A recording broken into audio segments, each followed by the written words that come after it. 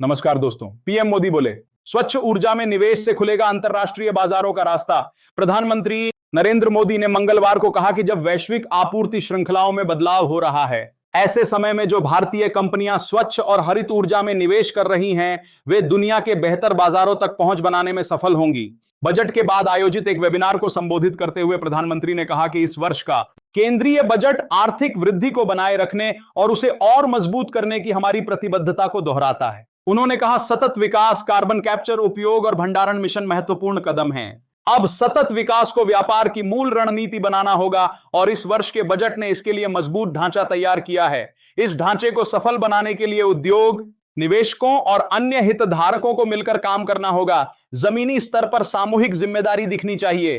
प्रधानमंत्री ने नीति निर्माताओं और उद्योग जगत से कहा कि वे सरकार के प्रयासों से जुड़ें और लगातार सुझाव देते रहें। प्रधानमंत्री ने आगे कहा, वैश्विक आपूर्ति श्रृंखलाएं बदल रही हैं। भारतीय अर्थव्यवस्था तेजी से विकसित भारत की दिशा में आगे बढ़ रही है। हमारा संकल्प स्पष्ट है, ज्यादा निर्माण करें, ज्यादा उत्पादन करें, ज्यादा संपर्क बढ़ाएं और ज्यादा निर्यात करें। नवीन एवं नवीकरणीय ऊर्जा मंत्रालय के लिए बजटीय आवंटन बढ़ाकर रिकॉर्ड 32,914 करोड़ रुपए कर दिया गया है। इसमें से 22,000 करोड़ रुपए सौर रूफटॉप योजना, पीएम सूर्य घर योजना के लिए निर्धारित किए गए हैं। वहीं ग्रीन एनर्जी कॉरिडोर परियोजना के लिए 600 करोड़ रुपए का प्रावधान किया गया है, ताकि बुनियादी ढांचे को मजबूत कर नवीकरणीय ऊर्जा को बेहतर तरीके से जोड़ा जा सके।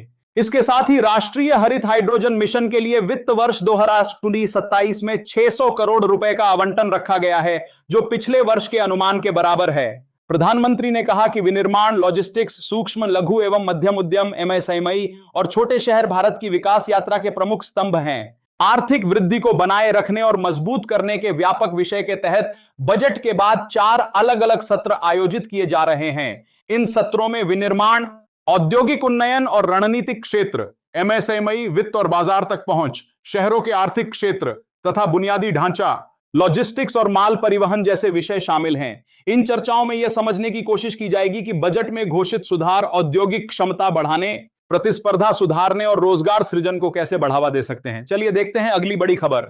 जबलपुर जीआरपी की ईमानदारी, ट्रेन में छूटा 8 लाख के गहनों से भरा पर्स, पुलिस ने खोजकर महिला को लौटाया। नई दुनिया प्रतिनिधि, जबलपुर। शासकीय रेल पुलिस जीआरपी की सतर्कता व तत्परता ने एक महिला यात्री का लाखों रुपए के जेवर और नकदी से भरा पर्स सुरक्षित बरामद कर उसे वापस सौंप दिया।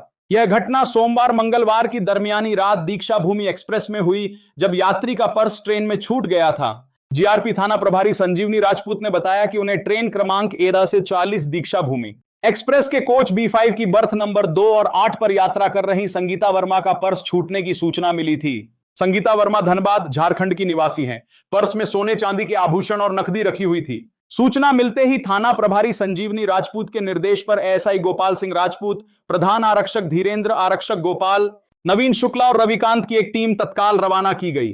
टीम ने तत्परता दिखाते हुए कोच में तलाशी ली और पर्स को सुरक्षित बरामद कर थाने ले आई। जांच के दौरान पर्स के भीतर लगभग 7 से 8 लाख रुपए कीमत के सोने चांदी के आभूषण और नकदी पाई गई। फरियादी महिला के थाने पहुंचने पर आवश्यक पुष्टि के बाद पर्स उन्हें सुपुर्द कर दिया गया।